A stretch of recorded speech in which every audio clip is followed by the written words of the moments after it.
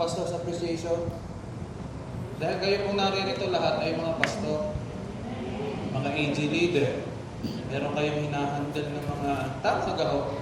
Ang nandito, may hinahandle kayong grupo, pamilya, lalaki, babae, bata, ano. Kaya po dapat ito'y maunawatin po natin. Kaya si Vince, hahabulin mo ang aking ano. Yan. Kailangan ikaw ay ready sa akin. Hindi ko pinasa sa iyo yung teaching, baka mabasa mo na. Alright, ang title po ng ating pag-uusapan today ay Responding Towards Unjust Treatment. Responding Towards Unjust Treatment. Nakaranas na ho ba kayo ay nagkaroon ng unjust treatment sa inyong iba? Unfair. Naging unfair sa inyong marami. Paano daw tayo mag-respond? Life is unfair. Tama ho ba yun? Bakit kaya life is unfair? Pag na po kayo mag-i-expect na magiging fair ang mundo ito, sa totoong buhay, araw-araw, meron tayong nararanasang unfairness. Ay bakit po? Kasi narito kayo. Narito tayo sa lupa. Tayo po may tendency maging bias. Para saan? Para sa ating sarili. Hindi naman masama yun. Kaya lamang at the expense of others' misfortunes, nagkakaroon tayo ng bias pakabig sa atin. We have this natural tendency as people na gusto natin, ano ba ang benefit ko dyan? Ano ba ang may tutulong yan sa akin? Kaya tayo, we are always living in a life of unfairness sa mundo ito. Kahit sa katumingin, may mga imperfections kang makikita. But I want you to know, may goal po ang Diyos sa atin. At hindi po ito good sa ating flesh at sa ating pakiramdam. Ilagay mo ito, Vince, ha? God's goal for us is to break us. Oh? Hindi ho ba si Lord ang gusto sa atin tayo maging buo? Bakit ang sabi niya i-break tayo? Ang goal ni Lord sa atin ay hindi i-break na sirain. What is this brokenness na tinutukoy ko po sa inyo? This brokenness means being contrite, humble, and repentant. Mapagpakumbaba, mapagpatawad, punong-puno ng pagsusumamo. It is not a weakness. Actually, ang pagiging broken nyo po ay strength. Ang isa pong warhorse sa panahon po noong panahon pa ng medieval period, panahon pa ni Alexander the Great, ang isa po palang kabayang ginagamit sa pandigma, hindi lang siya mas powerful at mas gifted kaysa sa iba, kundi kapag may war, siya pala yung ginagawang broken. Or bago magdumating ang war, ginagawang broken. Kasi pag hindi daw broken yung kabayo, ay pag nakakita po yun ng labanan, tatakbo pabalik. Kaya kailangan gawin nilang broken yung kabayo. Para sa oras ng battle, yung kabayo ay steady and focus sa kanyang dapat gawin at nakikinig ng mabuti sa kanyang hinete. Ang hinete po, walang ibang ginawa sa kabayo kundi ano?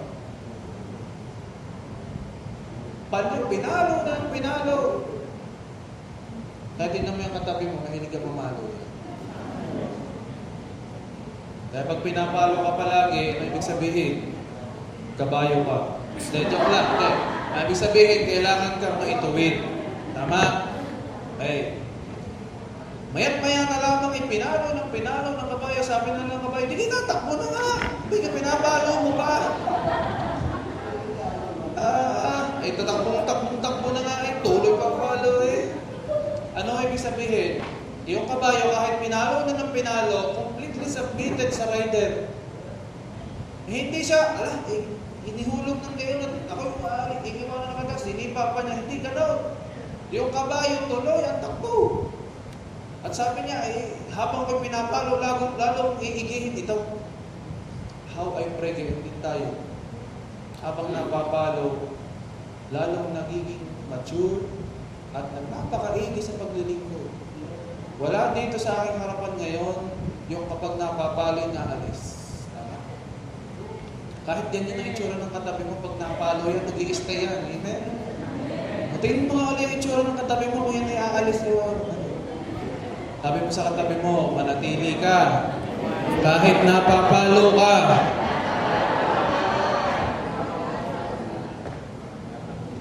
Alam niyo ang tawag sa training ng kabayo, ng war horse? Ang tawag ay desensitization. Ang haba nung i-type mo yun, brother, ano? Desensitization. Desensitization. Desensitize. Ayusin mo yan, mapapalo kita. Desensi, D-E-S-E. D-E-S-E-N-T-I, ay, D-E-S-E-N-S-I-T-I-Z-A-D-I-O-N. Yan na. Ay, hindi, D-E yun, D-E. Yan. Ibig sabihin po niyan, ayan, desensitization. Ang ibig sabihin ng desensitization, anong ibig sabihin niya? Parang tinuturo ka ng amnesia, ng anesthesia. Para mawala ang Sensation. feelings, pakiramdam. Yan ang tawag doon sa training sa war horse. Inaalisan ng pakiramdam yung war horse. Paano siya maalisan ng pakiramdam? Ina-expose sa loud noises. Dadalhin sa lugar na puro ingay, na hindi halos kayanin o kabayo. Training pa lang yun ha. Kasi alam ng hinete na doon sa labanan ay baka doble pang ingay ang marinig nito. Tapos, dadalhin sa lugar na magulo. Ayan pa naman palang kabayo, kapag medyo naguluhan, ayan po ay madali mo palis, tumakbo. Sanay po yan doon sa, kaya nga po dinadala yan sa rancho. O, di sana yung kabayo ay kung masaya sa magugulo, ay di sana doon din nala sa bahay niyo. Pagpunta pa lang sa kwarto mo eh, akala ko may nasa eh. Oh. Ay yung kabayo, dahil bakit nasa rancho, kailangan green, kailangan kasi ano sila, naguguluhan kapag ano. Pero ang gagawin ng hinete, doon pa dadalhin sa magulo. At ipakikita yung mga unfamiliar objects, nakakakita ng mga labanan. At itetrain po siya na isang boses lang ang naririnig. All throughout his training, iisa po ang naririnig na boses. Bakit? Para hindi malito. The more kang maraming naririnig, na nagtuturo sa iyo, lalo kang nalilito. Tama? Ay, susubukan mo, pag ikay nagsiselfone, na hindi niya yung anak na lalaki, na hindi niya yung anak na babae, na hindi niya yung anak na isa pa, ikay Mami, alin mo na pintutin mo? Hindi, Mami, yun muna isa unahin mo. Mami, alam, kayo na mag-cellphone, ayaw na.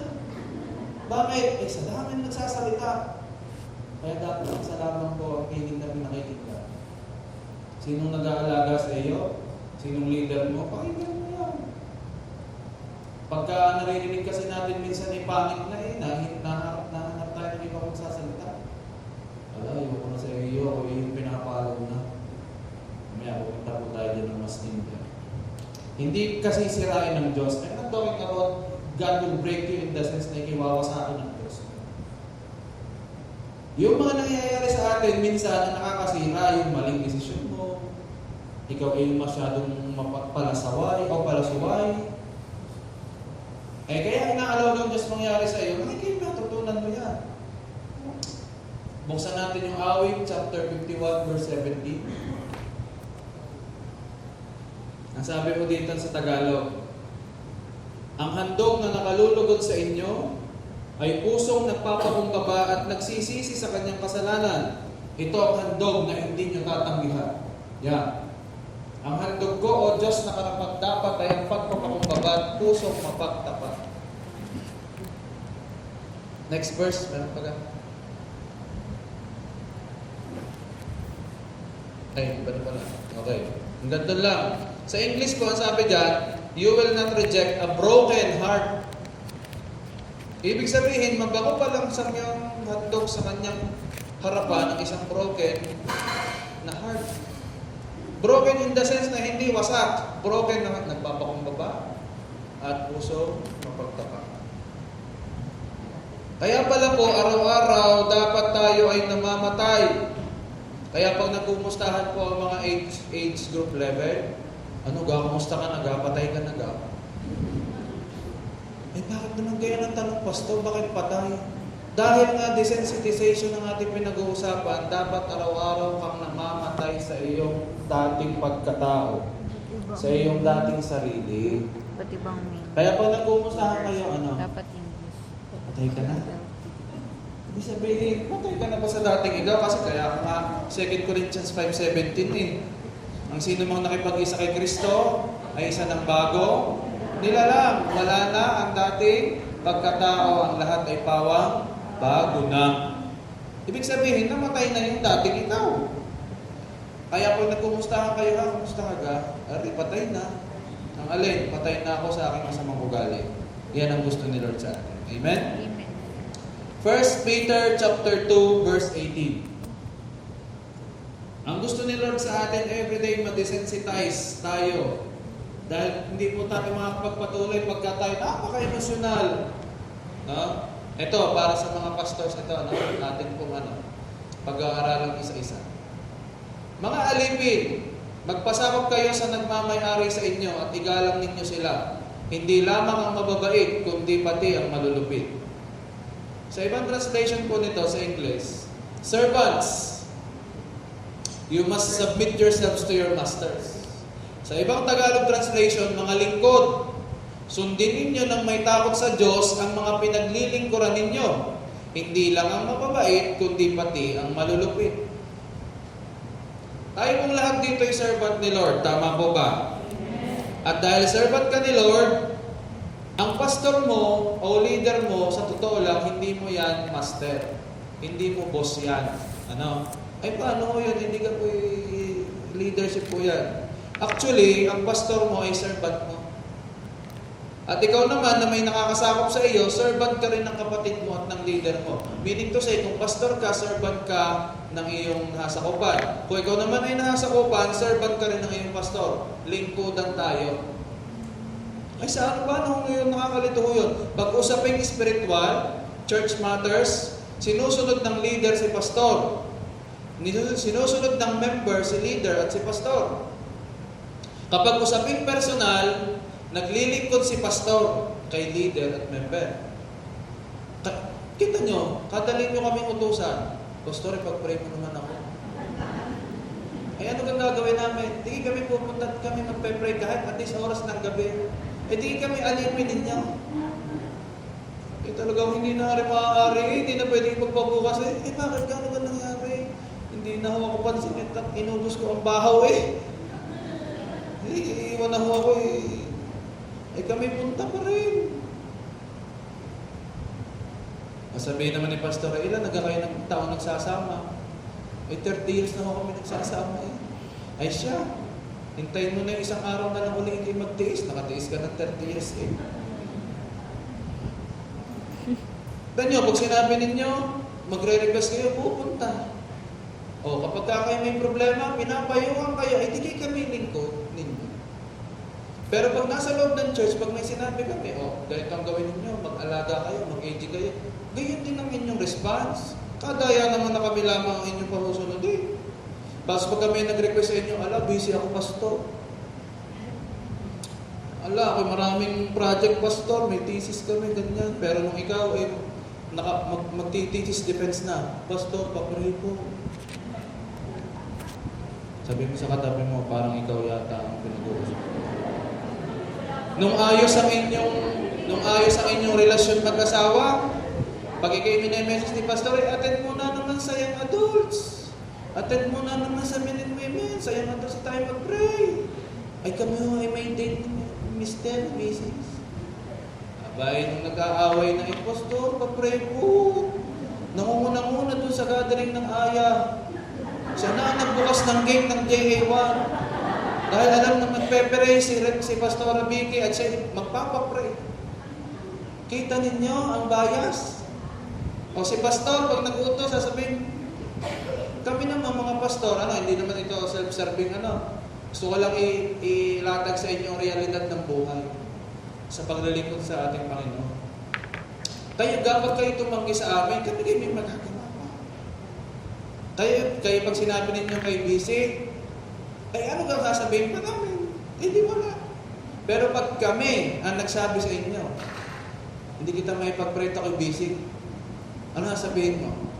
Si Pastor, grabe naman lingkod ng Diyos hindi marunong mag-pray sa mga alam na inuna pa yung kanyang busy daw siya.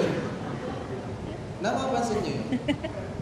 Pero pag ang pastor ang nagsabi, kayo na may umattend ng gawain natin, may ganito tayo.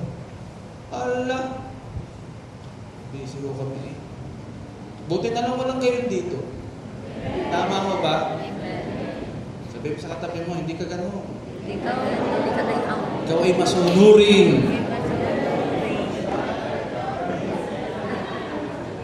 Ilalagay po natin ito sa konteksto ng servant and leader, ha?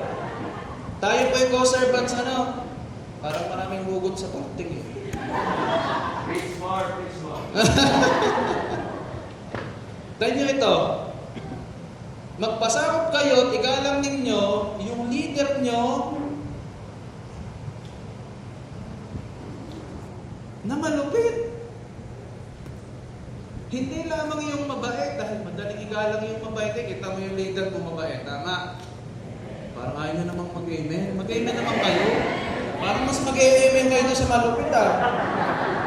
Ang leader ninyo lahat po, nating lahat na naririto ay mababait. Naka-encounter na kayo ng leader na malupit.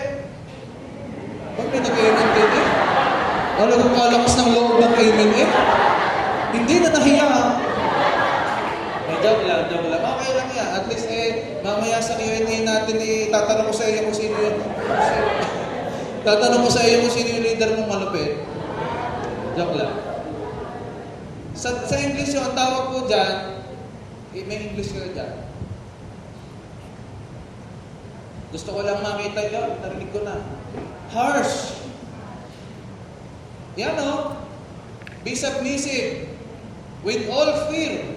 Not only to the good and gentle. Buti na lang ang mga pastor na narin at mga leader ay puro good and gentle. But also to the harsh. Hindi sinabi doon na good and gentle lamang. Kung ang leader mo'y harsh, you be submissive. Ay, harsh po yun, eh. Kaya ako ka nagsabi. Anong ibig sabihin ng harsh? Yan po sa Griego, ang harsh ay skolios. Parang may skolyo, no? Scoliosis. Ay, kaya pala, no? Meron na tayo ngayon, pag malulupit ng tao, may scoliosis ka, no? Ay, sabi po sa Greek, ay scoliosis, S-K-O-L-I-O-S. Meaning, wicked and tyrannical. Alam niyo kung sino ang tyrannical? Sina Hitler. Sila po tinuturing ng mga tyrant, yung mga naging diktador. Yung mga talagang nagko-commit ng genocide. Ang tawag po sa kanila ay tyrannical. Yun po ang meaning ng harsh na yun. Kung gayon pala po ang aming leader, eh. Ang sinasabing harsh dito yung Hitler ang level. Kasi sa panahon ngayon, pag sinita mo ang maling relasyon ng dalawang yun, sasabihin sa'yo ang harsh mo, ha? Harsh na agad. Hoy, huwag muna kayo masyado pang maaga. Ang harsh naman. Alam niyo, dito ko napansin, nag-i-evolve pala ang level ng harshness. May iba-ibang level ang harshness. 4 na level. Grabe. Merong mild harshness. I-assess ninyo, ha, kung nasa kayo. Huwag kayong sasabing hindi kayo harsh, ha. Lahat tayo ay may type of harshness sa buhay. Kahit napakalambing niyan ay may harshness pa rin niya. Mild level. Anong meron sa kanya? Number 1, direct and straightforward. Pag wala kayong leader ay direct and straightforward, harsh na yun. Harsh. Pangalawa, naninindigan ka sa iyong prinsipyo. Harsh ang tawag doon. Masama bang manindigan? No. Harsh na po yun. You stand up for your own principles.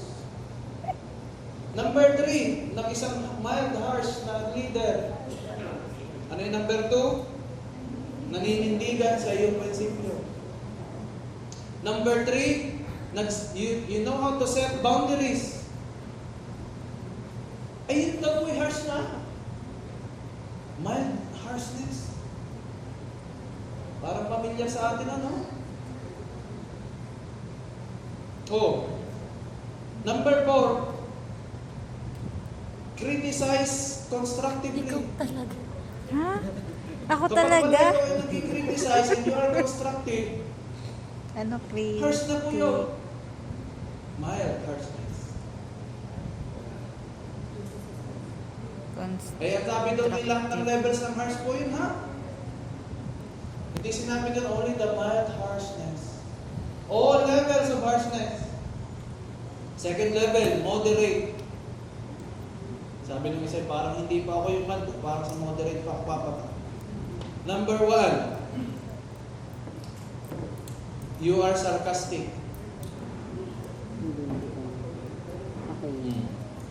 Kung ikaw yun, taniman mo yun.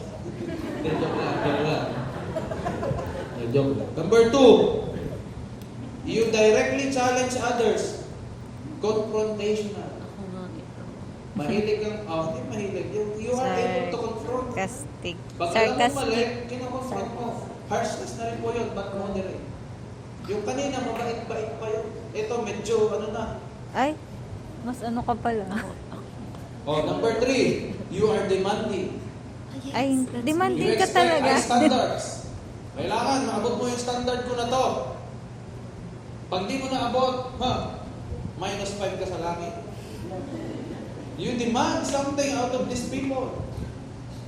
Number 4, Pero hindi pala. kung kanina constructive criticism, ito, strong disapproval. Wala man lamang, ay, maganda naman yung performance nyo, kaso talaga, hindi bagay sa'yo sumaya. Harsh yun. Dito, nasabihin niya, ano ba yan? Bakit ka sumayaw? Wala ka namang katalentahan. Hindi mo napansin, kares kaliwa pa ako. Ang harsh.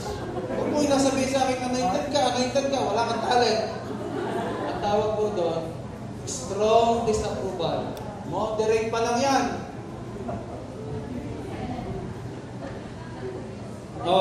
Next level, severe. Yan na. Severe harshness. Number 1, yelling and insults are your words. Mahilig ka na, nangiinsulto ka na. Naninigaw ka na. Yan. Severe na yan. Pangalawa, nagmamanipulate ka sa pamamagitan ng iyong galit. Ginagamit mo yung pagkakamali ng iba para iyong pagalitan at imanipula mo. Severe harshness. Number 3, you diminish others' self-worth. Nang mamaliit ka na, nang bibilitan ka na ng iba, severe harshness na yan. Number 4, physical, emotional, and psychological abuse. Severe harshness na. Nananakit ka na, physically, and emotionally, and psychologically. And wala kang remorse. Okay lang sa iyo. I believe walang ganito dito, no? Hindi pa po yan. Number 4, the highest level of harshness is extreme harshness.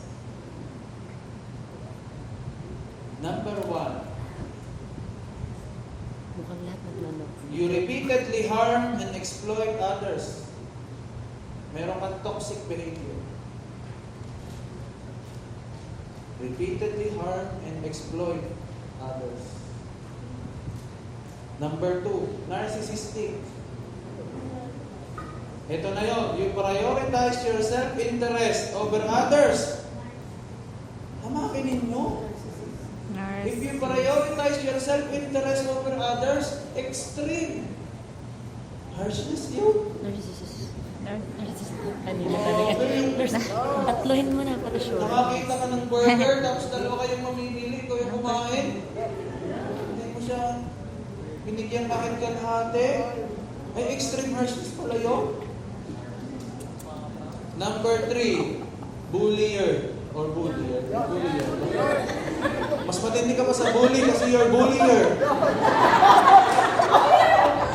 Ang next level nun, ano? Bulliest. Oh. Hindi, bully lang, bully. Bully yun. You intentionally intimidate and harm others. Bully po yun.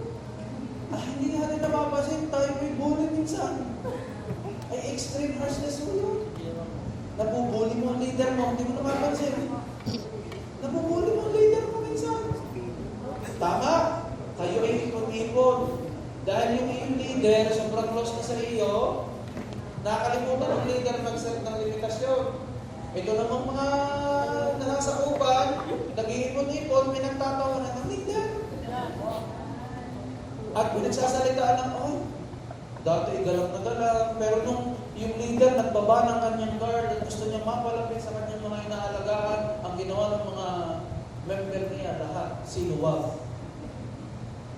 At ang sinabi, kung ano ang pangit ang sinasabi.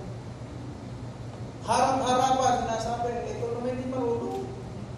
Ito naman ganito ganyan. Extreme harshness. Bullying mo yun. Number 4, you take pleasure from others' suffering. Naisip niyo na ho ba minsan yun? Naisip niyo na minsan?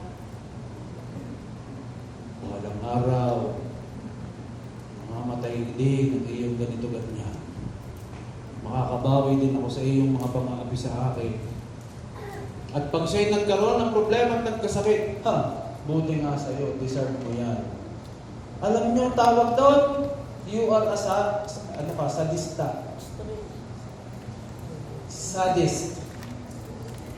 You take pleasure from others' suffering. Hindi ka napapansin yung aking mga binanggit. Parang mas marami pa tayong nakukumit sa extreme. Pansinin niyo. Toxic ka. Pangalawa, you prioritize self-interest over others. Pangatlo, nambubuli. Pang-apat,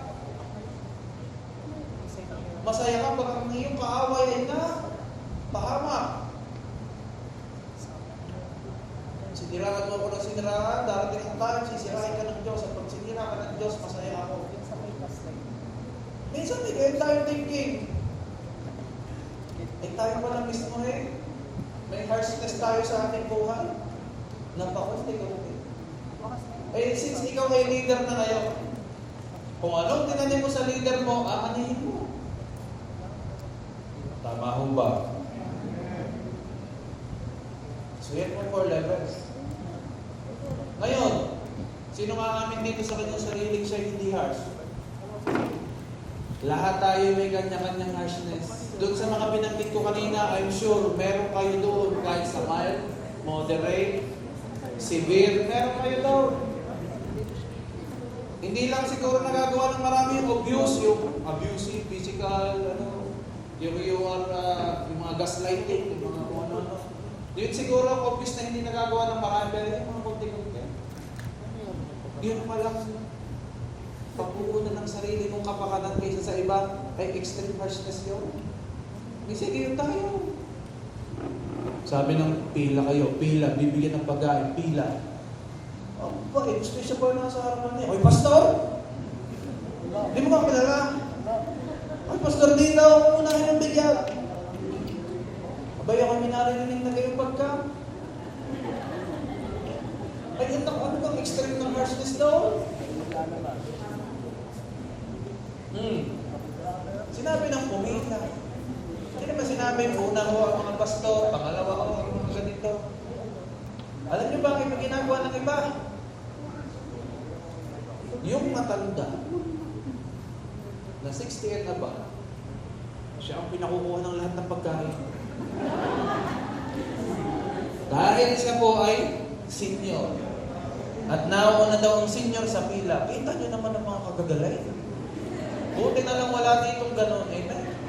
Tingnan mo sa katabi mo, huwag kang ganon please. mo na lamang? Ay sigurado ako, pagka aray mga natin dito ngayon, pagka yun pinakita sa susunod, lahat kayo pa o iwan naman. Pagkasama niya, nandun na ay lahat sila din. Walang gustong mao na bigla. Mas maganda na yun kaysa una-unahan doon sa harap. Amen ka ho. Sabi siguro ng iba, ano galing napuntahan ko? Ganyan pala mga tinuturo din eh. Masaya ka ho kayong ganyan na ituro ngayon.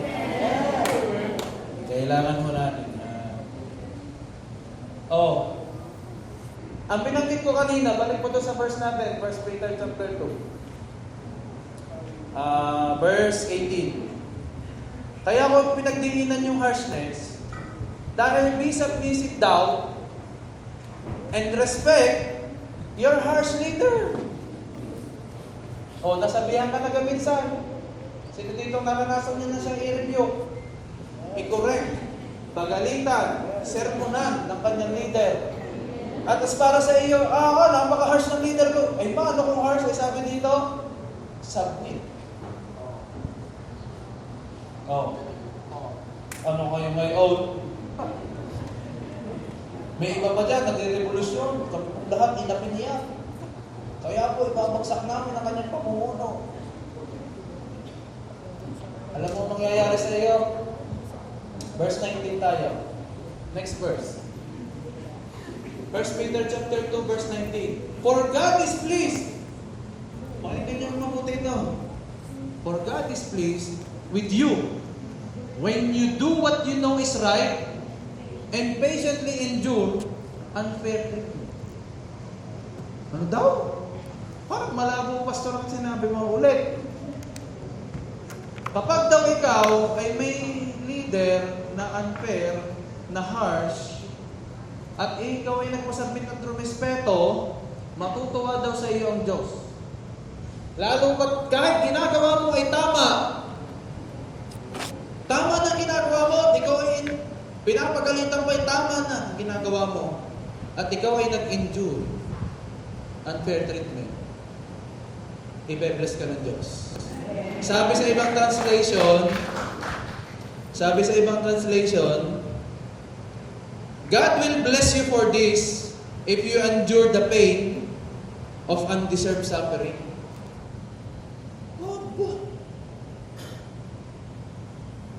Katindi ano? Ganda na ho ng aking ginagawa eh. Napapagalitan pa ako. Tama ba ho yun? Unfair na ho yun. Sabihin ko sa inyo, ang principle ni Jesus ay gano'n. Matthew chapter 5 verse 39. Ang principle ni Jesus ay ganito. But I tell you, do not resist an evil person. If someone strikes you on the right cheek, turn to him the other also. Tinagalog ng iba yan, sabi ng iba eh, pag ikaw ay sinampal sa kanan, bigyan mo ng kaliwa. Hindi kayo. Kapag daw ay nasampal sa kanan, iabot mo pa yung kaliwa. Ay si Jesus mo may sabi dyan ha.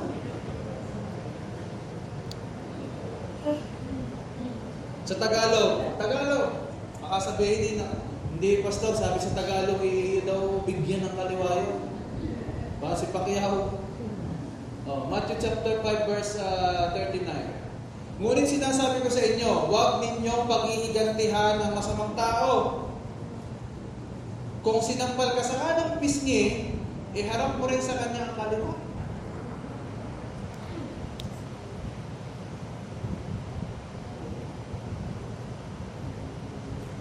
Sabi mo sa katabi mo, aray.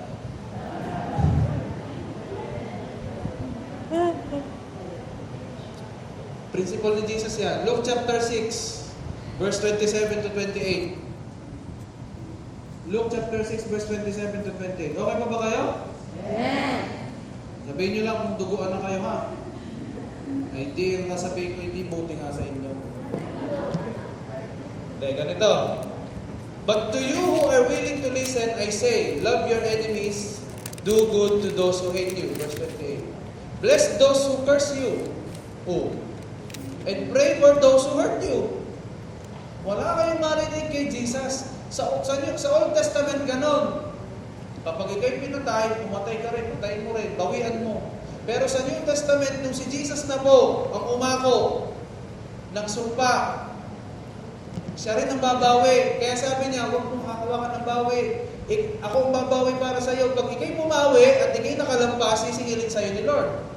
Pag ikaw na may pumawi at ikaw'y nagkulang ng bawi, di lugi ka, kawawa ka lang.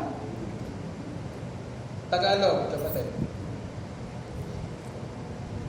Ngunit sinasabi ko sa inyo, kaya pala yung kanina,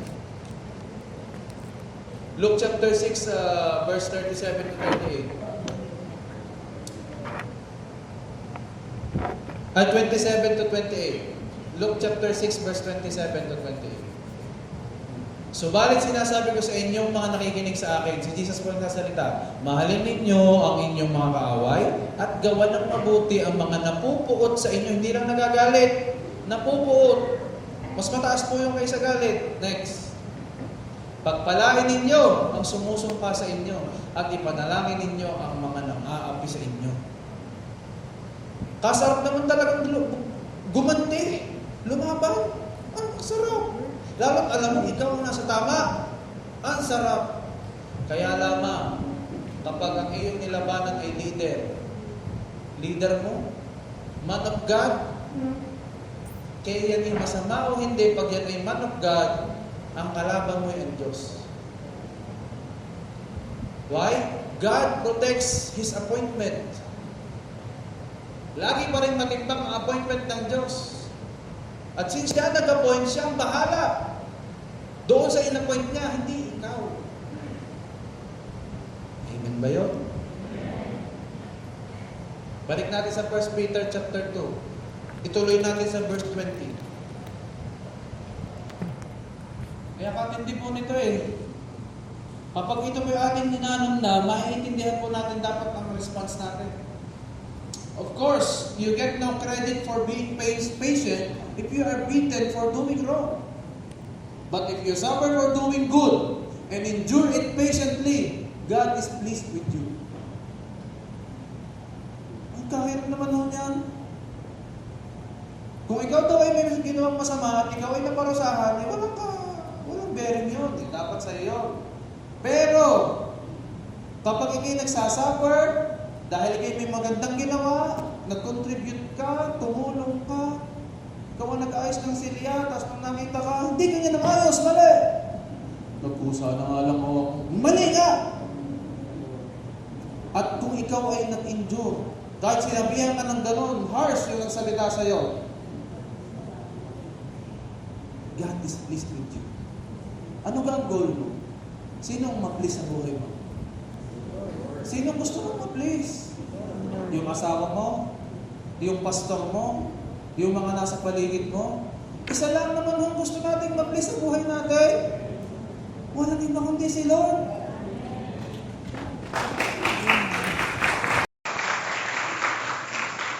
Therefore, kung gusto mong ma-please si Lord,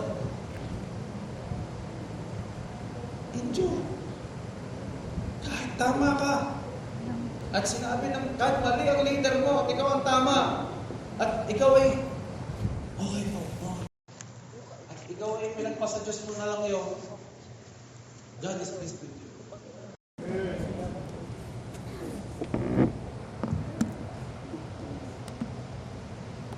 Tuloy mo sa next verse.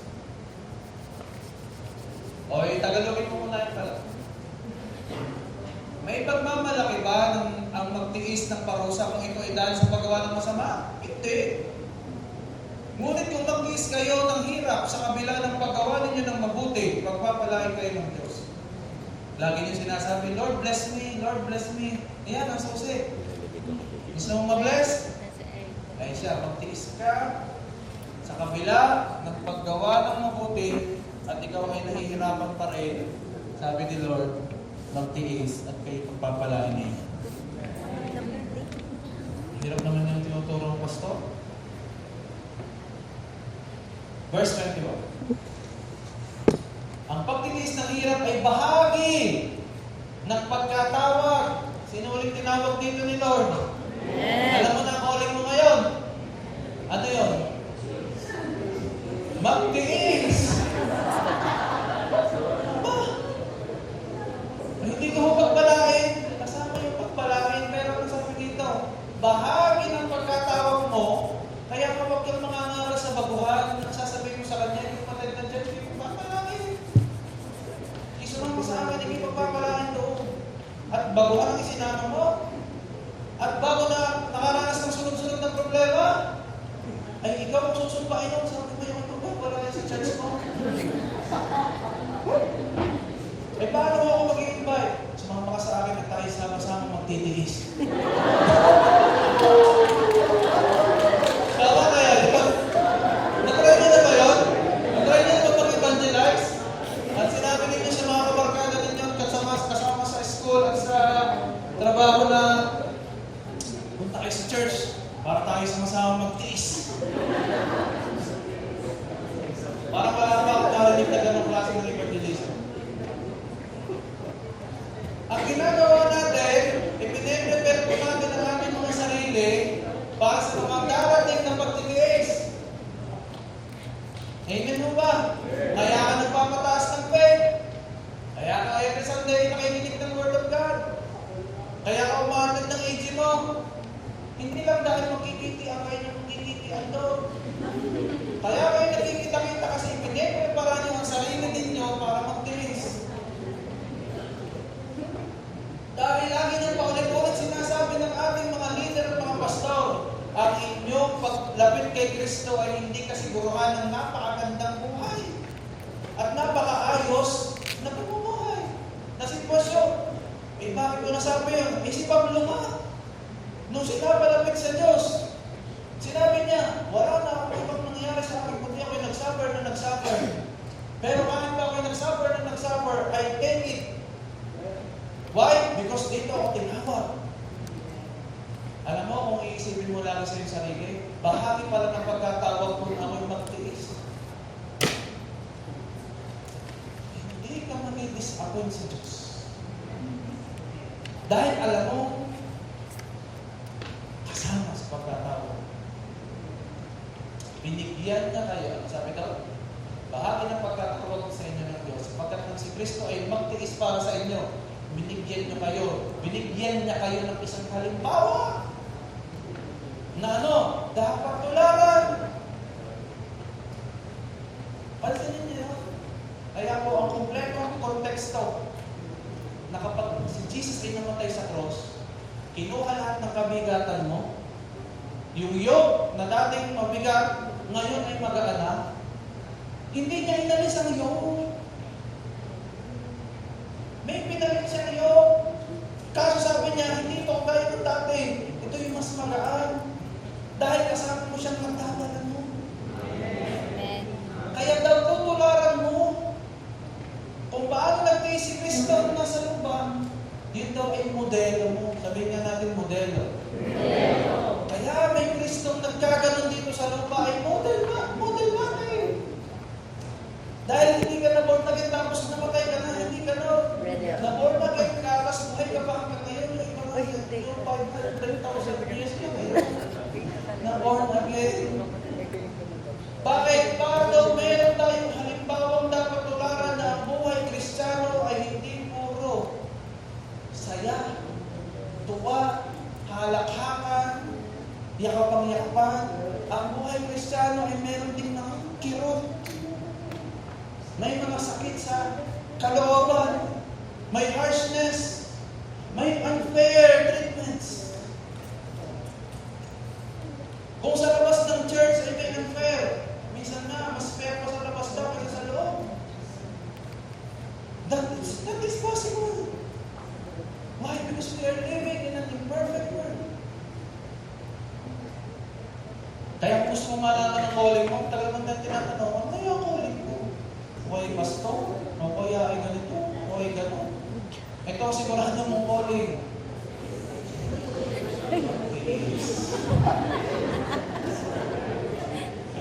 Hindi ko na pwede ituro sa bago at ang bago ay siyempre. Kaya nga narito yung puro mga matiisip.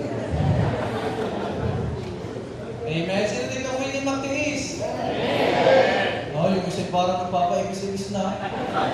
Ay, parang mali na ako so. Parang alam ko lahat mo tayo tinawag para magtiis. Kaya yung mga hindi nag-reply sa iyo, mga member mo, Yes. pagtiisan mo. Okay. Andrew. Yung mga inakakay mo, ano ko lang sinabi sa iyo, hindi po. Okay, ano naman yung pinaawanan mo sa akin? Ang asawa mo, hindi naman lang, hindi ka ayaw magpahina. Eh, ang sabi ng Lord sa iyo, ay magtiis. Huwag mo sabihin, iniakakay mo kayo sa mga kasama ko. Ay, siya ka, hindi ka nung tinawag. Sinabi doon, pagkain mo si Jesus. Kung si Jesus ko, ay magpipiliin.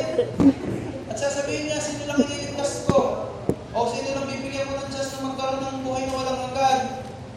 O pinili niya lang, hindi kasama si Pilato, hindi kasama si Judas, dahil ito yung Judas. Hindi kasama si ganito. Hindi naman ganun si Lord eh. Lahat ay meron na opportunity. Mga nanghamak man sa Kanya, nandura sa Kanya, nanglatiko sa Kanya, lahat po yun ay nagkaroon ng opportunity tumanggap sa Panginoon Jesus. Kaya kung may nanglalatiko sa iyo, nanghahamak sa iyo, isipin mo na lamang na matay din si Jesus para sa Kanya at ikaw ang gagamitin para sa matay.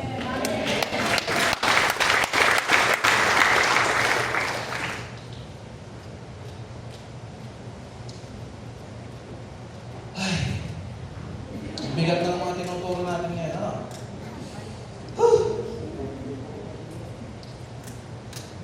So you know already your calling to endure suffering even when you have done the right thing.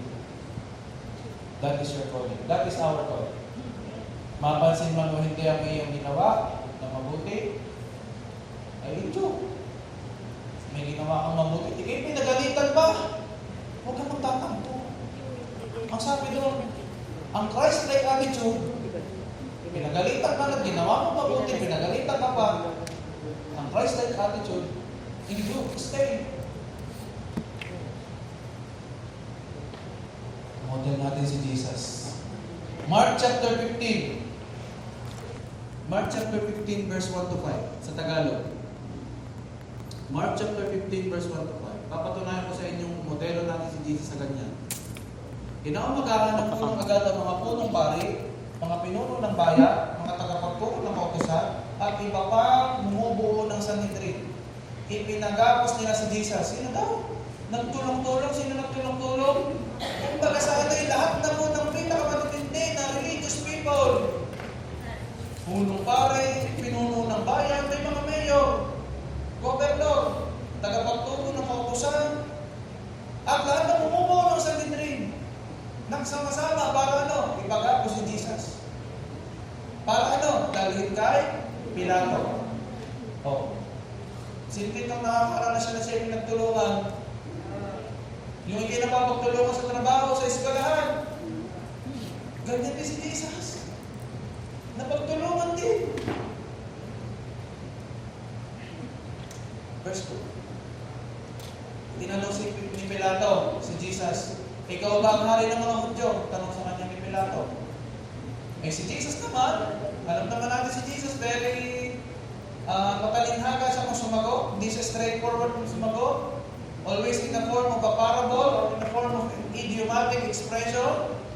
Sabi sa kanya, ikaw na may sabi. Tugon naman ni Jesus. Hindi niya pinasinungalingan yung sinabi ni Pilato na siya'y hari ng Hudyo.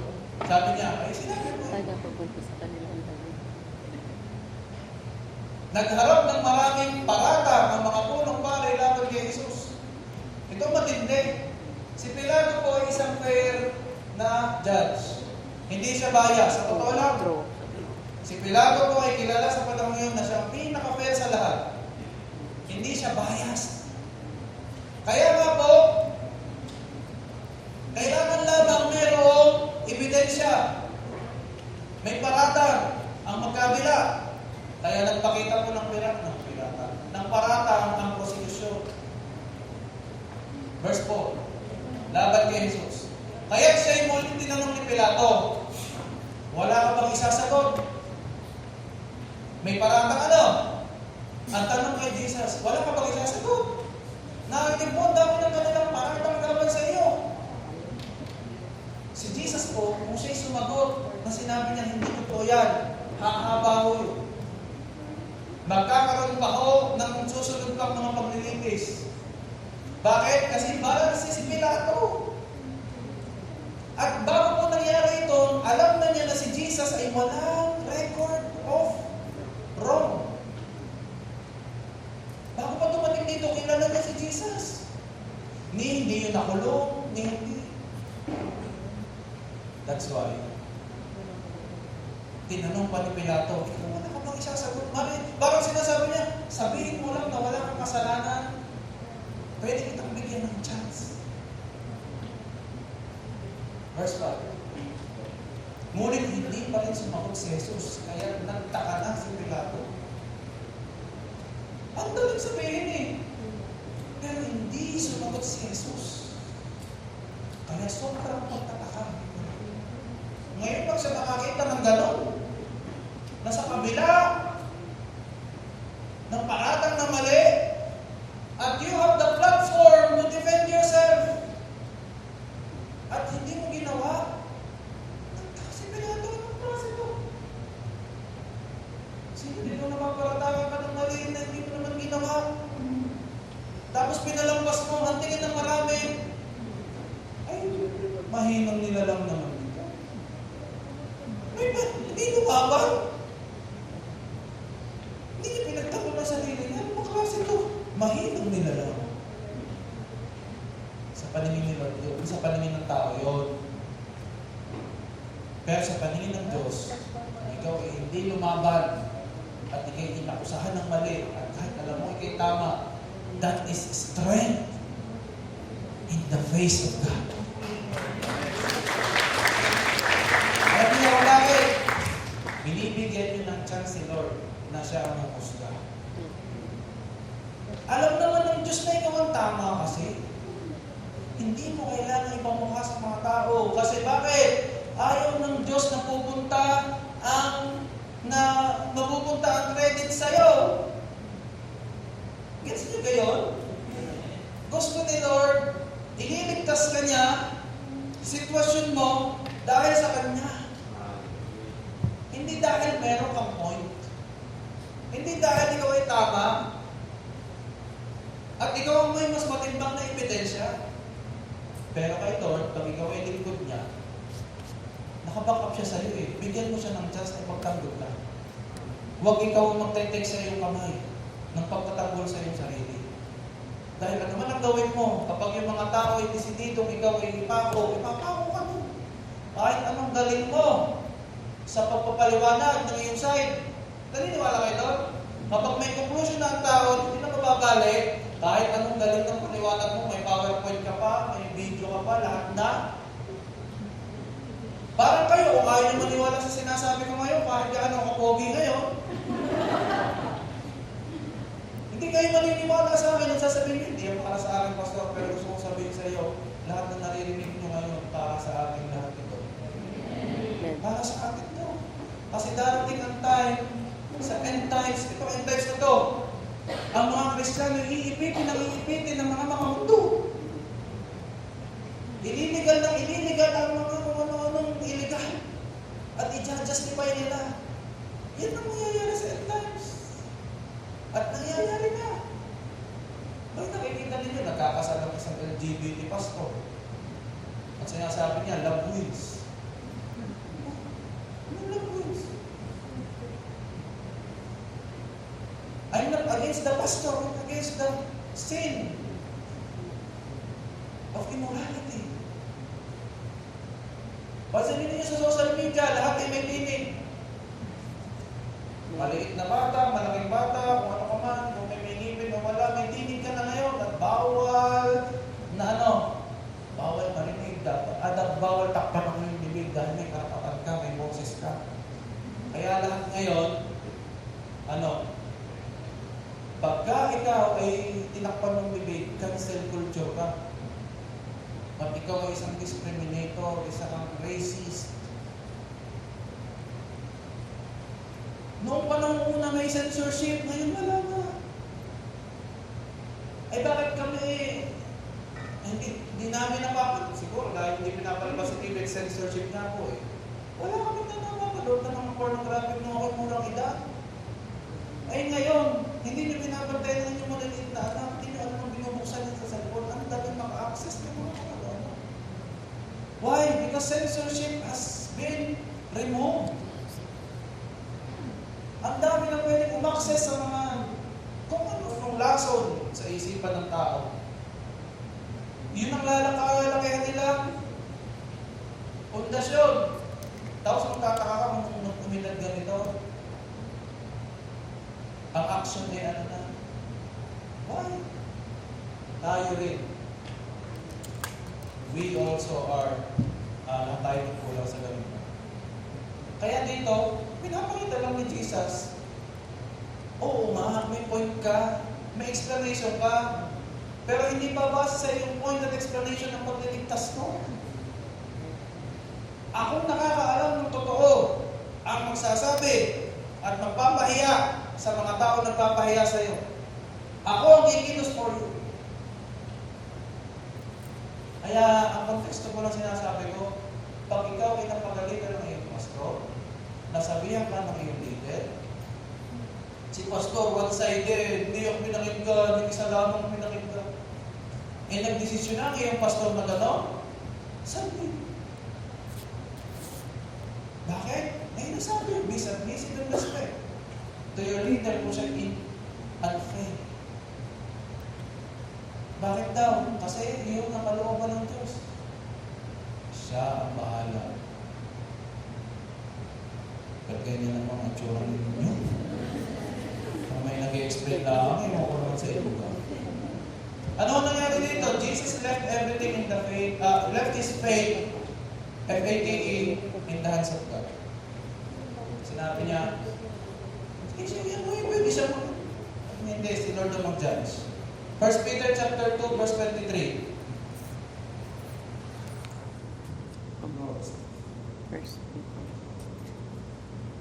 Nang siya insultuhin, hindi siya gumanti. Si Jesus yan. Yan daw tayo dapat maging.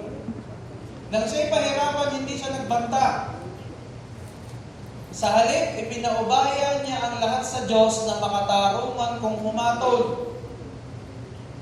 Ano daw ulit yun? Ininsulto si Jesus, hindi gumanti. Pinahirapan, hindi nagbanta. Hindi naman niya sinabi doon sa mga nagpapahirap sa kanya. Siya kayo sa akin. Sa halip, ipinaubaya niya ang lahat sa Diyos na makatarungan kung humatol. Kung si Jesus na nga, ay Diyos na nga yun. Hindi niya pa kinuha sa kanyang kamay ang ustisya kasi may proseso. Kung siya'y nakalaya doon, wala tayong redemption. Kaya isipin mo na lang, ang nangyayari sa iyo ngayong pag-aapi, ang nangyayari ang fair treatment sa iyo, ay mayroong napakagandang bunga sa dulo. May iniligtas lamang ang Diyos dyan sa dulo. Amen.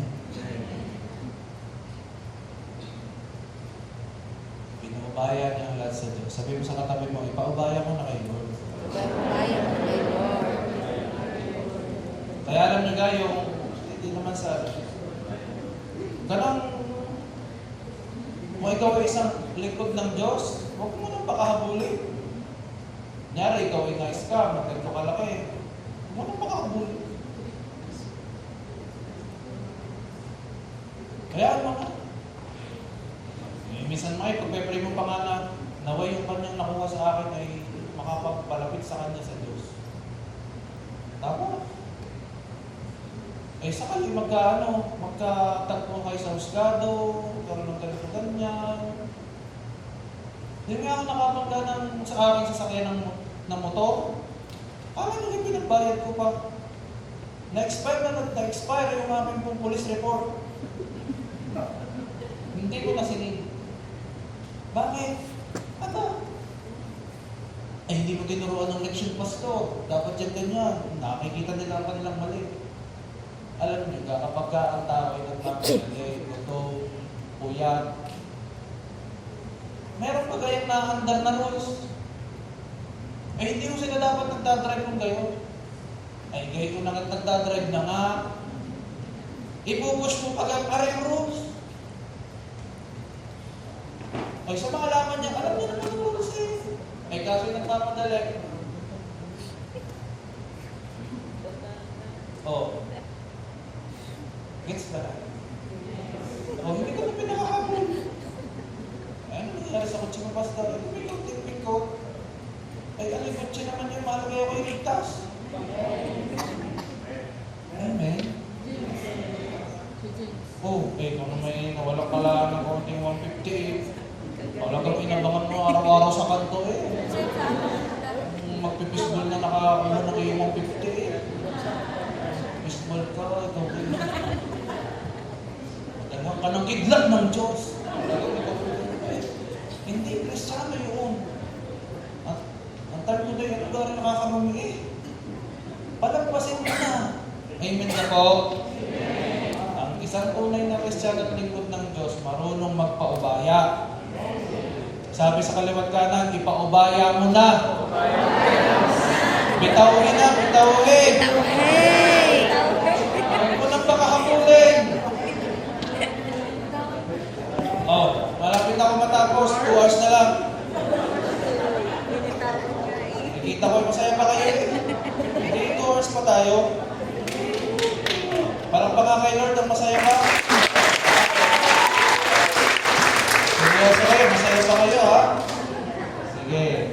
1 Samuel chapter 26. Si Saul at si David, napakalaking gandang example. 1 Samuel chapter 26, verse 8.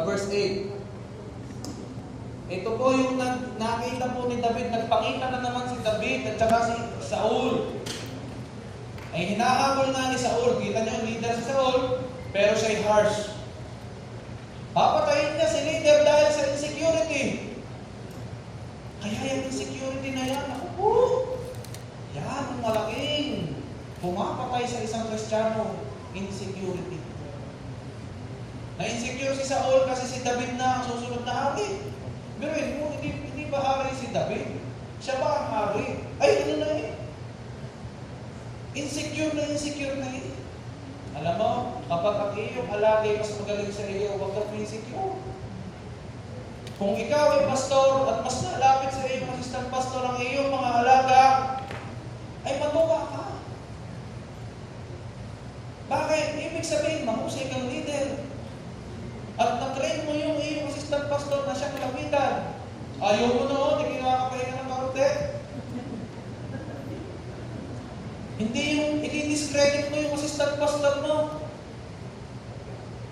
Tatawagin mo kung ano, ay, ikaw, malis ka na ha, doon ka na sa ibang church. Inaagaw mo yung mga alaga ko eh.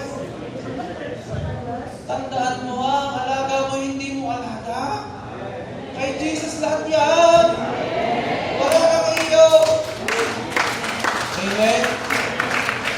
Kaya kapag naglalapit ka sa Diyos, hindi kayo nilalapit mo sa iyo, nakakalimutan mong ilapit sa Diyos. Sa iyo inilalapit. Oh, kaya kung sila ay lilipat na sa iba, ay ano? Ayaw. Hindi ho, kayo lang. Bakit? Ay sa iyo mo nilapit ng nilapit. Hindi kayo. Kaya nga doon ay, feed my sheep. Hindi naman your sheep eh.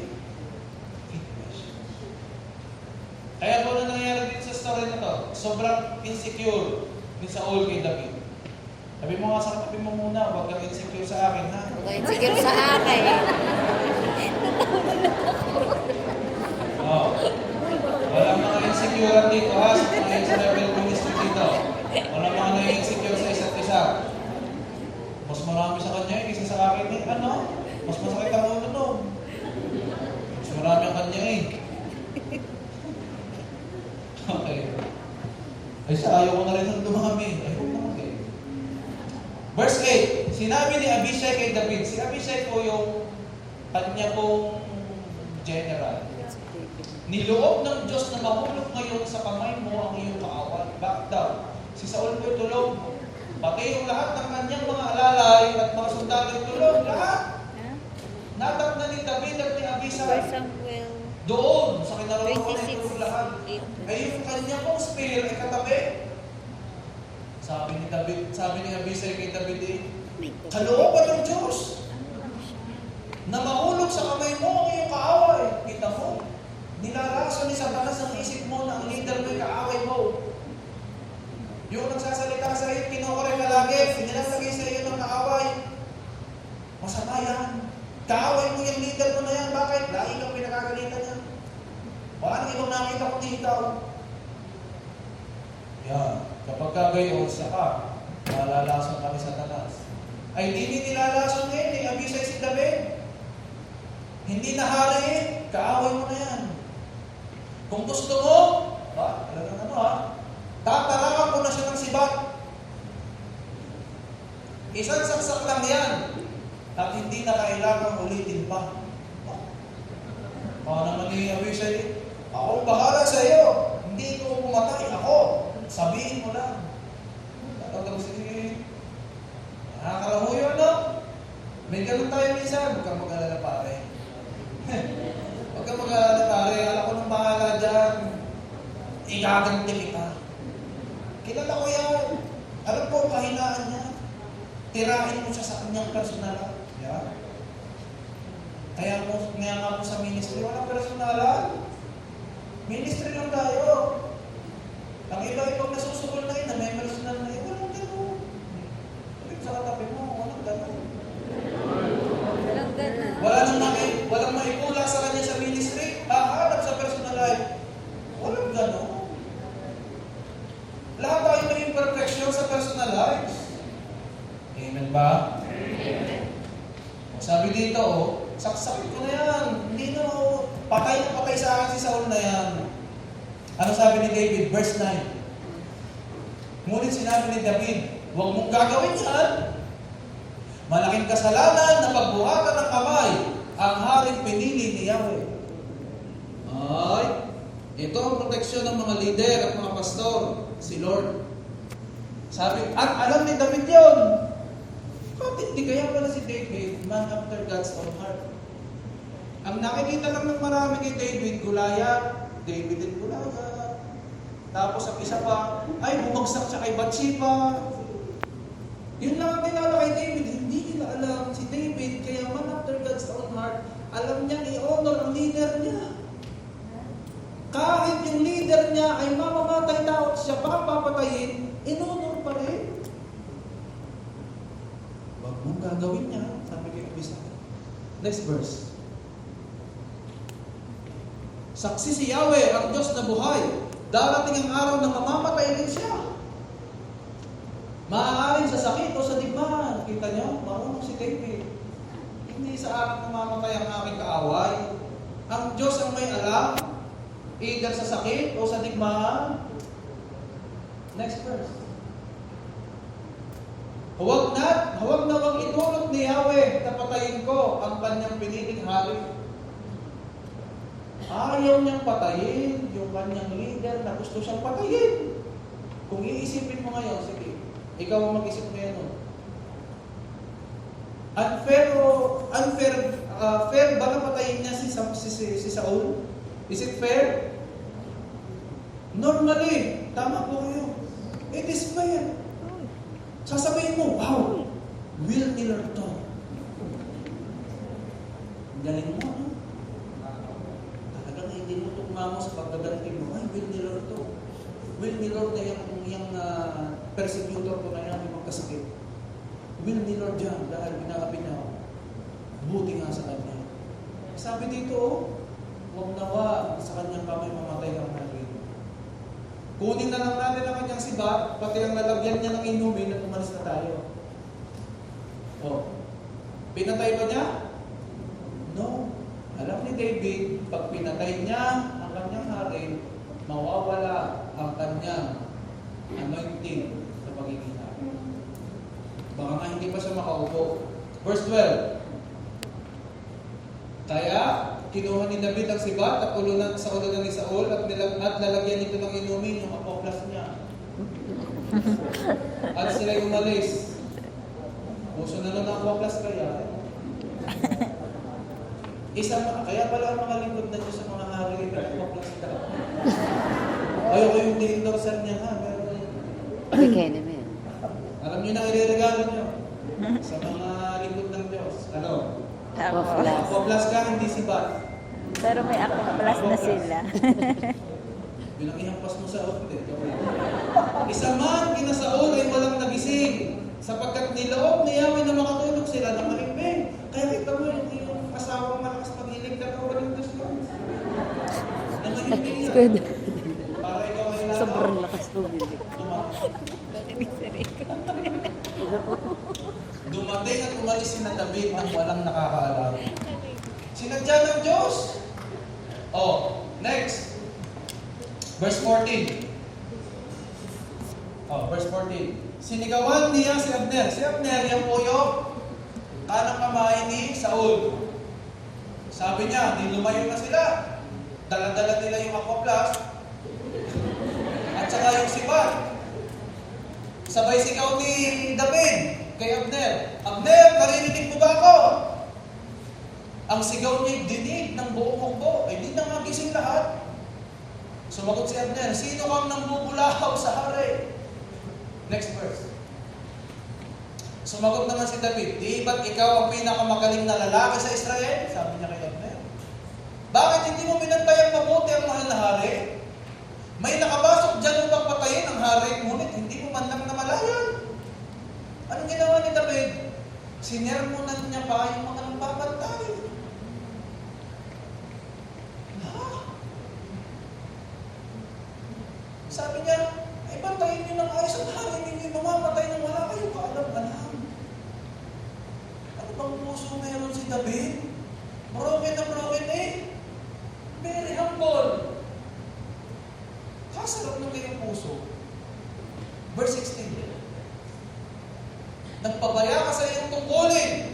Saksi si Yahweh, ang Diyos na buhay, dapat kang mamatay, sapagkat hindi mo binantayang mabuti ang haring pinili ni Yahweh. Nasaan ang sibat at ang lalagyan ng tubig? Nasaan ang sibat at ang paklas ng hari? Wala na. Nakuha na nila. Kahit hindi ganoon. Sinarmunan pa. Ganyan ang heart ni David. Ay dahil po sa narinig ni Saul, nag-iba bigla ang heart ni Saul. Verse 17. Nakilala ni Saul ang tinig ni David. David, anak ko, ikaw ba yan? Ba? Nung una'y papatayin? Abay, ba't ito'y narinig? David, anak ko, ikaw ba yan? Tanong niya, ako nga po, mahal kong hari, sagot ni David. Iba pala ang nagagawa kapag ikaw ay marunong magpaubaya. Nababago ang heart noong nagagalit sa iyo. Nung nangaaway sa iyo, nung nangangarsukit sa iyo. Abay, oh! Consistent po ang Diyos. Next verse. Sinabi pa niya, bakit ninyo ako inuusig hanggang ngayon? Ano po ba ang nagawa kong kasalanan? Verse 19. At verse 20. Verse 20 na. Huwag ninyo sanang hayaang mapatay ako sa ibang lupain at malayo kay Yahweh. Bakit ako, napulgas lamang? E di inanon siyang hari. Sunod na hari eh. Ay ba't ka sa harap ni Saul? Ang sabi niya, ay ba't ka ako ipulgas lamang? Ang katulad ay gustong patay ng hari. Okay, walang kwenta sa harapan niyo. Kayo ang hari eh. Kita niyo, walang ka-insecurity. Napaka-secure ni David sa pag-ibig at sa tayo niya sa Diyos. Kaya kung ikaw insecure sa tayo mo sa Diyos, wala kang insecurity. Ay si David eh, nagbulas lamang eh. Bakit kailangan pa niya akong abulin na parang isang mahirap na ibon? Anong napansin niyo dito? Nakipag-usap. Nakipag-paliwanagan.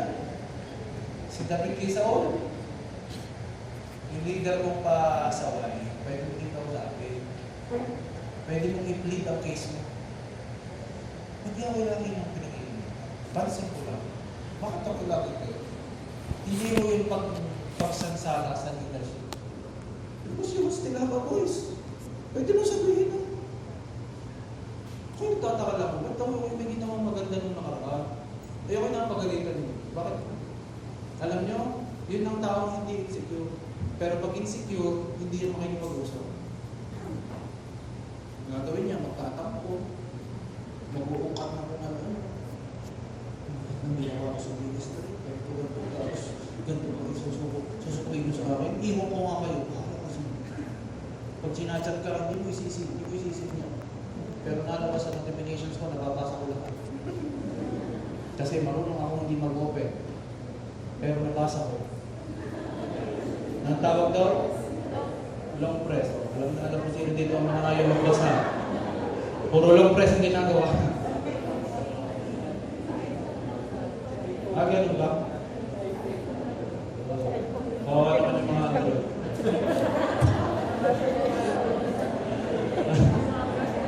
Okay. Balik tayo dito. Saan tayo nakarating? Pwede mong kausapin ng maayos, hindi ka disrespectful.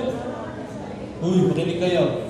Pwede nyo kausapin ng maayos ang leader ninyo. Mas maganda nga yung open communication.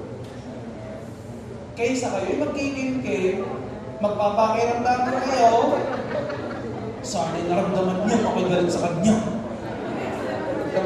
Huwag ko siyang hindi pinansin. Dapat ramdaman niya makigalit sa kanya. Ay, naku, insecure ka.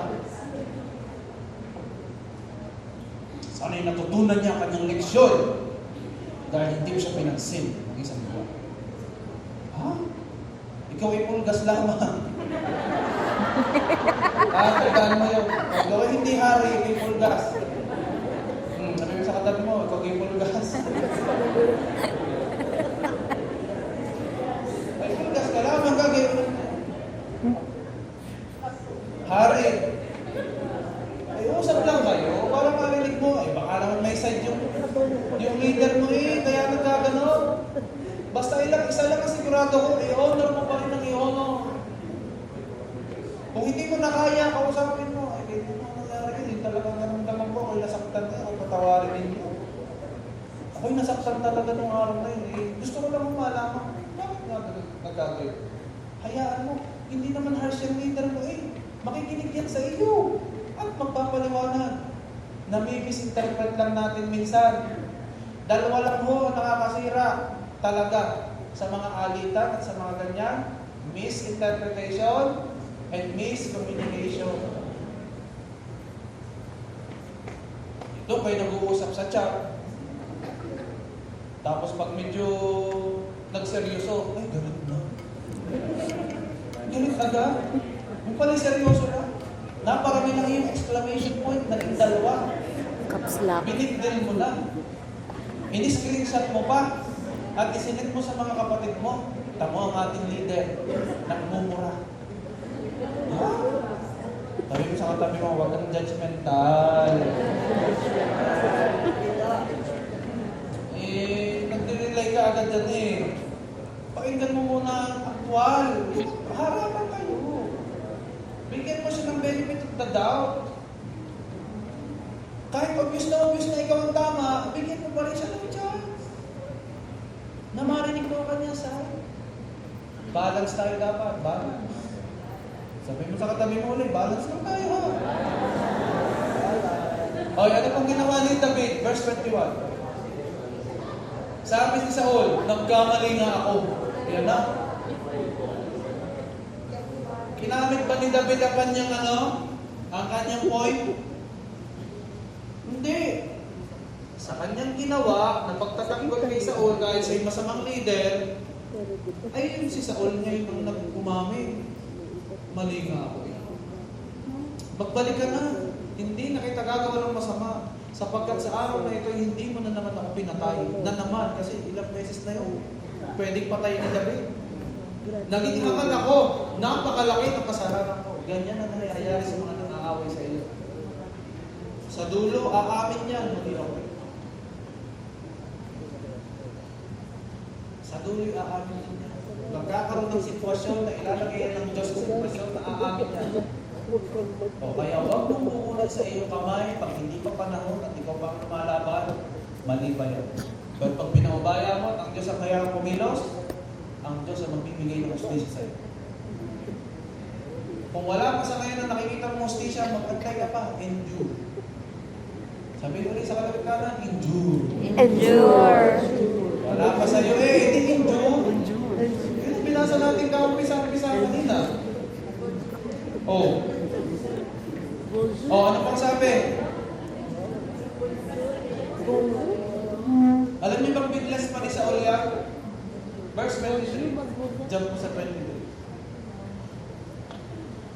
Ang taong tapat at matuwid ay ginagatimpalaan ni Yahweh. Sa araw na ito, niloob niyang mahulog kayo sa aking mga kamay.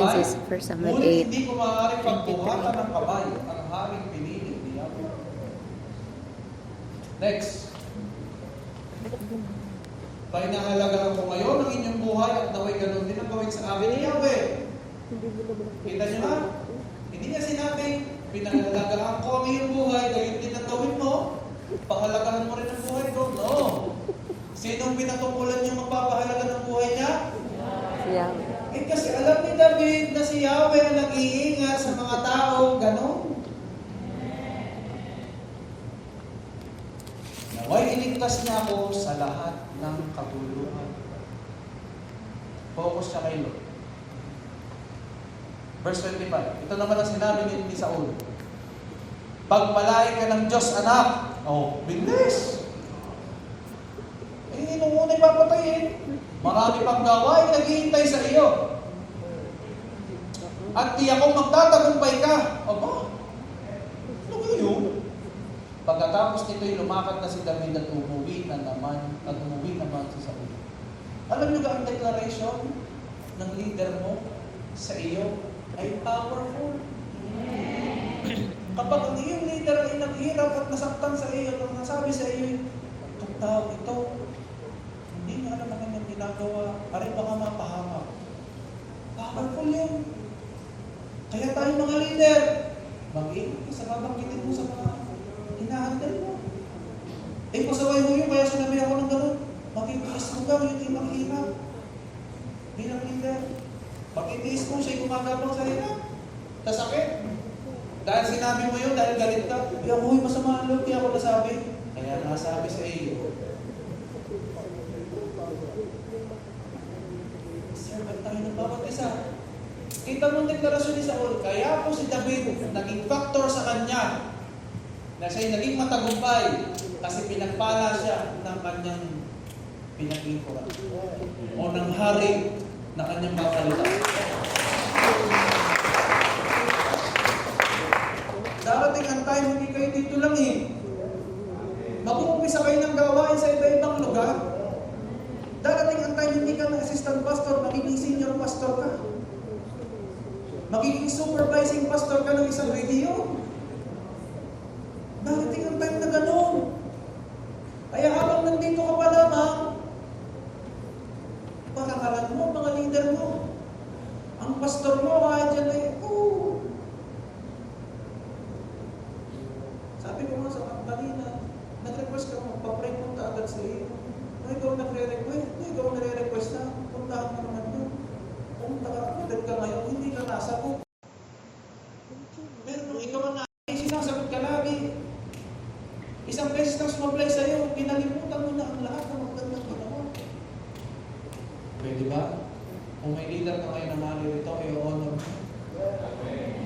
Hindi ito para sa amin sa mga leader nyo hindi.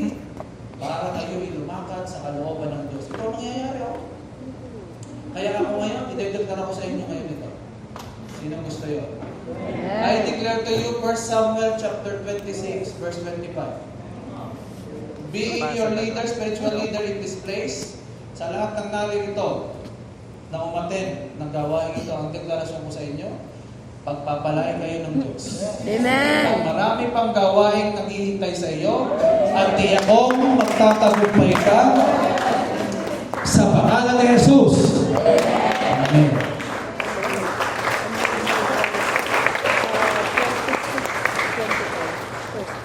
Kapwa leader kayo, no? Kausapin mo yung katabi mo, sabi mo sa kanya. Basahin mo ito sa kanya. Pagpapalain ka ng Diyos, Pagpapalay ka rin Diyos. naghihintay na gawain sa'yo, at magtatagumpay ka. Magtatagumpay ka. In Jesus' name. Alam niyo, after nito, naging okay na sila. Di Saul. Paano? Mamaya. Ganyan si Lord. Last, ang ending pala, kaya dapat tayong laging mag-endure. Hintayin natin ang tamang hustisya na ilalagay ng Diyos.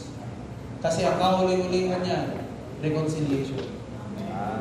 Kaya pala yung iyong greatest enemy can be your greatest friend and provider. Amen. Why? Because you endure. Amen. Napaisip I will tuloy give ako. you this last example before we pray.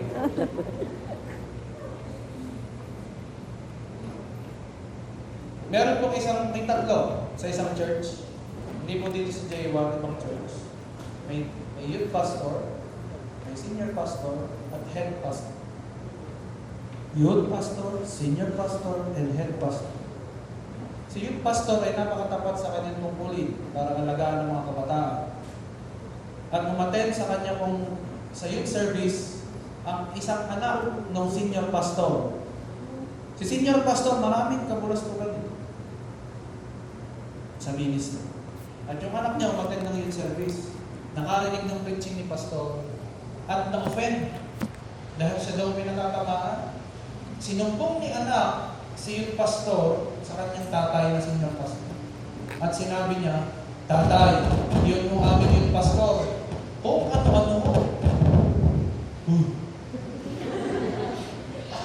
Kung ano-ano ho ang pinagsasabi sa youth service, kaya siya ganito ganyan.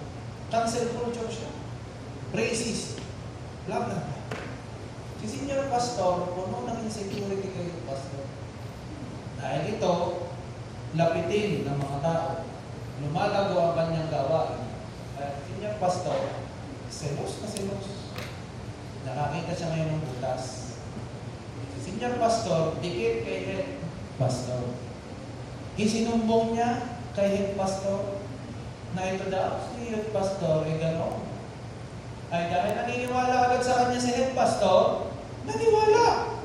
At pinatawag ng mabigat na parusa si youth pastor. Pinatatanggal sa ministry. Nagbaba ng memo, 10 days na lang ang itatagal ni youth pastor. Alis na siya sa ministry. Tuwa si senior pastor. At yung kanyang kinaiinsecurean, mawawala na. Si youth pastor ay nalungkot nung malaman niya. Sabi niya, hindi ko na ako pinatawag eh. Para na-defend ko sarili ko. Lumabas agad yung conclusion na gano'n. Ang unfair naman.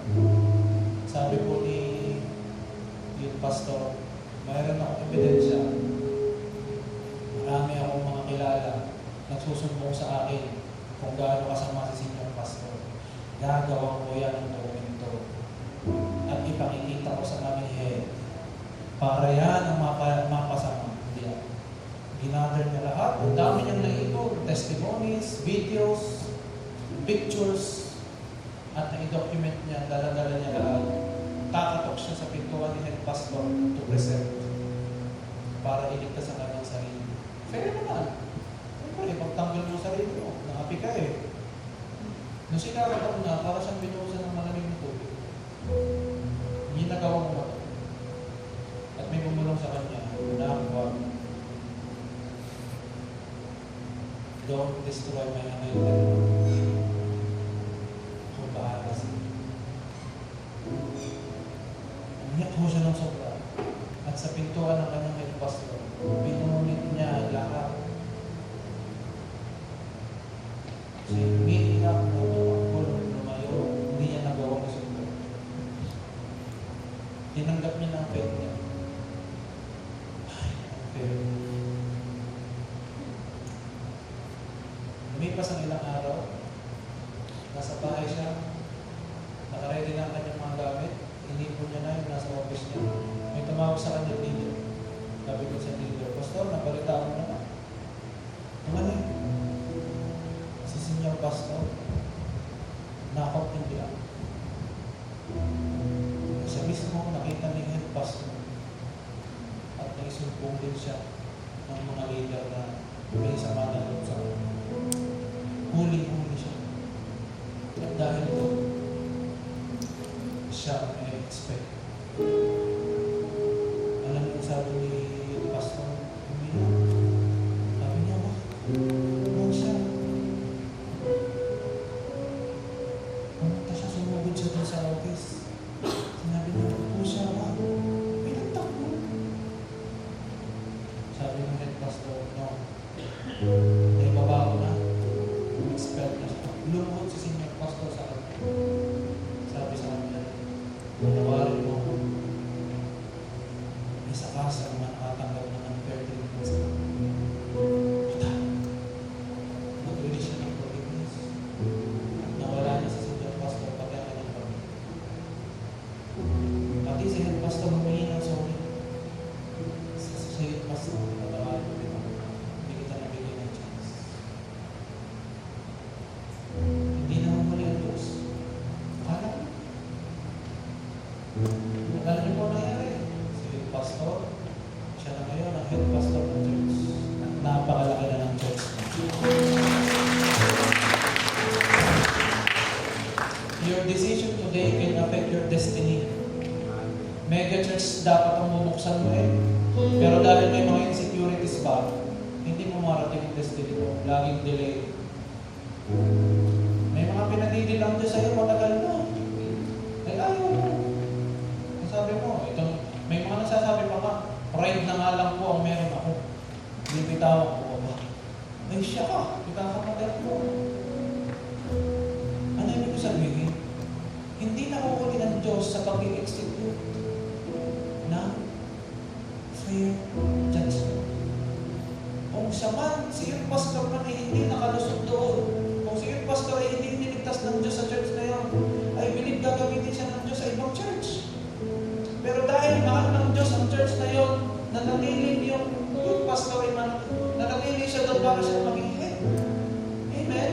Gusto ko sabihin sa iyo, kapag napagkatiwalaan ka sa ngayon, pag nakatiwalaan ka ng Diyos, mas malaki pa.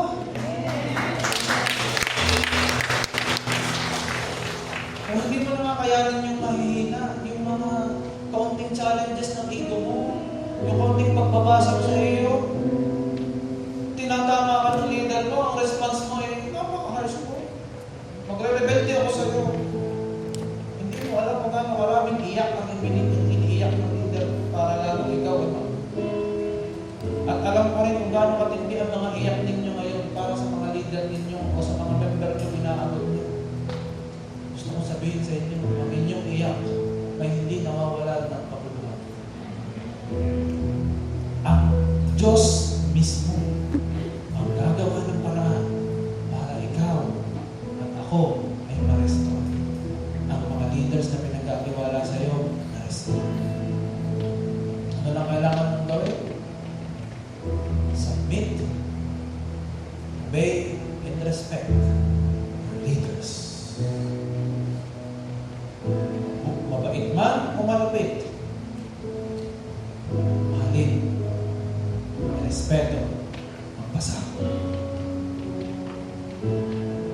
Kung ikaw ay isa doon sa mga nag-i-Indian sa leader mo, huwag mong gawin.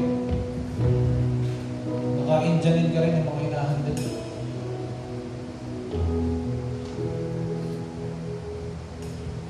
Tanim at ani lang yan. Kaya ngayon pong araw na ito, ang desire ni Lord sa atin is to be broken. Let us die today. Iwanan natin ang insecurity, iwanan natin yung pagalingan, iwanan po natin yung mga kumano-anong mga self-serving agendas at mga hidden motives. Bitawan na po natin yan. Kaya ka hindi makalipad ng mataas, ang daming nakabitin sa iyo na kung ano-ano. So right now, I want you to close your eyes.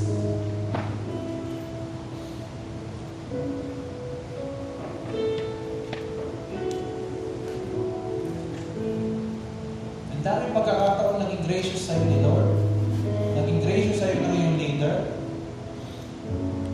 Na kahit paulit-ulit mong saktan yung leader mo, hindi ka inaano. Pero matakot ka kapag si Lord na kumilos. Kaya kapatid, kung may rebellious heart pa ngayon, maaaring nga rito ka pero ang puso mo rebellious sa leader mo. Kita ni Lord yun. At ayaw niya na mapahamak tayo dahil doon. Kaya ngayon, God is doing something in your heart. May pinararamdam sa iyo ngayon ng Panginoon. Nakakaibang pain. Nakakaibang kirot sa iyong puso. Dahil ikaw ay naging malupit. Kala mo yung leader mo malupit? Hindi. Ikaw. Pinagmalupitan mo ang leader mo. Binawian mo. Pinagmasakitan mo. Pinasakitan mo. Panahon na para baguhin mo yan. The will of God for us is to endure suffering even if you're doing the right thing. Shikataraya rabababakakan mo. Lord, examine our hearts now. Binubuksan namin ang aming puso at isipan sa inyo. Kung kami man, Lord God, ay nag-isipan lamang ng pangit sa leader namin. Lord, forgive us. Kung kami po, Panginoon, ay naging rebellious sa pamamagitan ng aming mga actions, patawarin mo kami. Kung kami naging harsh in our own way, binuli namin ang aming leader. Only self-vested interests ang meron kami. Tawad po. Tawad. Tawad po. Kaya wala magaling ang blessing. Kasi may rebellion ka sa leader mo. May kantawan. May kantawan. So that God will spare you from His wrath. The Lord is concerned with His authority and the God-given authority that He has given to people. Yan po'y pinapahalagahan ng Diyos. Kaya kung sa actions mo, sa words mo, sa thinking mo, sinaktan mo ang leader mo, may tawad. May tawad sa Diyos. Tawad sa Diyos. Tawad sa Diyos. Sabihin ko sa'yo, you cannot last in the ministry kung marami kang issue.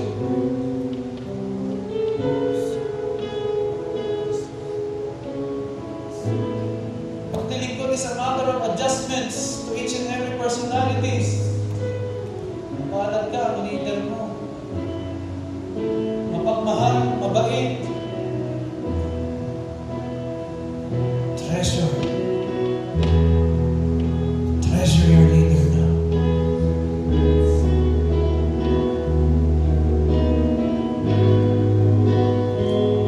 Abay, hindi na kayo huwag nakapigil. Huwag kang titingin. Kung sa tingin mo, kailangan mo, huwag kang titingin.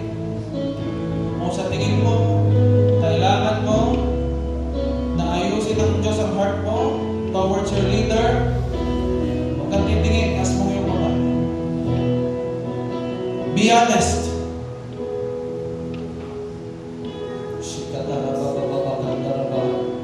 Kung ikaw ay naging rebellious sa isip, raise your hand. Ibaba mo kamay mo. Thank you for being honest.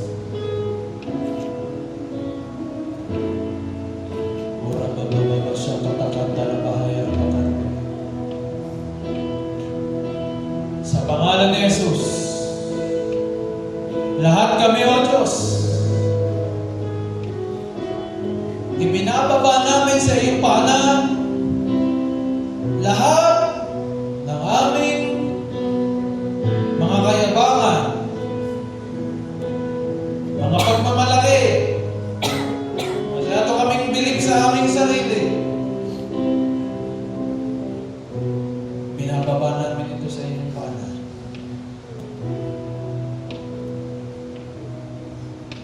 Lord, sa inyong harapan kami parang pulgas lamang. Kaya, Panginoon, salamat at kami ginahambagan mo. Lord, kami nangangako mula ngayong araw na ito. If we have a situation right now na kami po ay merong unjust suffering na nararanasan, na pagbintangan sa hindi naman totoo, na paratangan, nasira, dahil sa mga hindi totoo,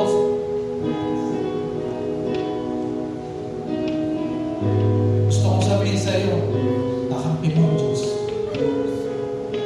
I want to let you know that the Lord is with you and the Lord is standing beside you. He knows what you're going through. Alam niya ang sitwasyon mo, hindi ka niya nakakalimutan.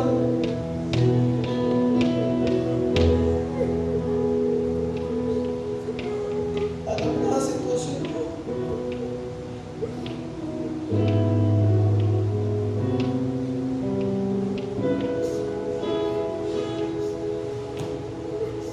Oh, Jesus. Marami sa amin na nasaktan, nahihirapan ko yun. Pero salamat po. Dahil kayo aming kakampi. At kayo may hawak ng hustisya.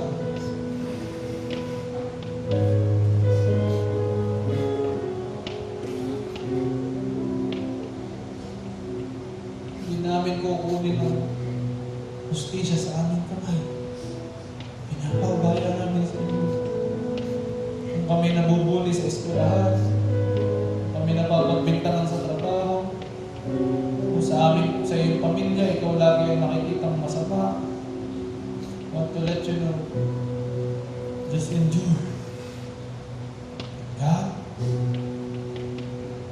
will sustain you and help you.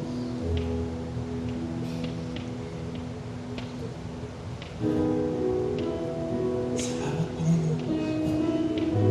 I declare more strength. I declare, walang sino mang naririto na matatalo sa labanan. Lahat na naririto sa pangalan ni Jesus, pinagpala at mga mananagumpay. Hindi ka matatalo sa sitwasyon mo. Dahil ang Diyos ang kampi mo. Thank you, Lord. Thank you, Jesus. Salamat po, Diyos. Nagkakatiwala namin ang lahat sa iyo. Not by might nor by power, by your Spirit. At ngayon, naririto ang iyong AG leader, naririto ang iyong pastor, lapitan mo, i-appreciate mo, i-apin mo, humingi ka rin ng tawad. Ang daming iniyak niyan sa iyo, para umayos ka lang. Appreciate mo, lapitan mo ang leader mo, ang pastor mo. Humingi ka ng tawad kung kinakailangan. Show him or her kung gano'n mo siya kamahal.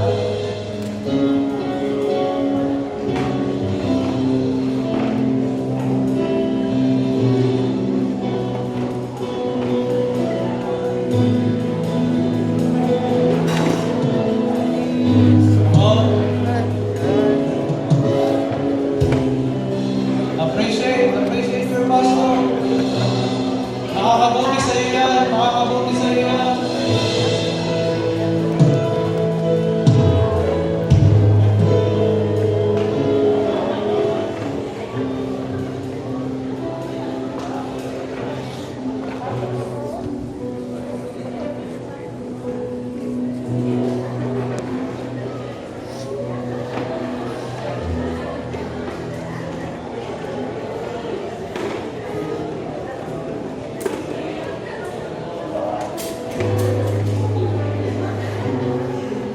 Alin, my first year.